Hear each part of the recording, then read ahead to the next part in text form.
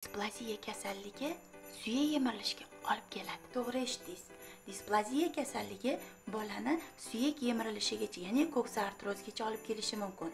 Displaziya kasalligi o'z vaqtida va to'g'ri yo'llar bilan davolanmasa, unda bolajoningizda oyoqlari bitishi noto'g'ri bo'lib qoladi va buning oqibatida bolajoningizda, ya'ni suyak o'z joyiga, golovkalari o'z joyiga kelmasligini oqibatida unda suyak yemirilishi, ya'ni noto'g'ri ishqalanish oqibatida bolajoningizda suyak yemirilish kasalliklari rivojlanib ketadi.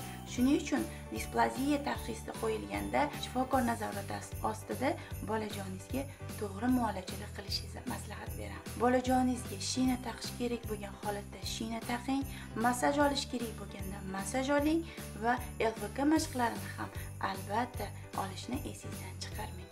Agar mana shu ma'lumotlarim sizga foydali bo'lgan bo'lsa, uni yosh bolasi bor onajonlarga jo'natib qo'ying. Sahifamga obuna bo'lish va like bosish esingizdan chiqmasin.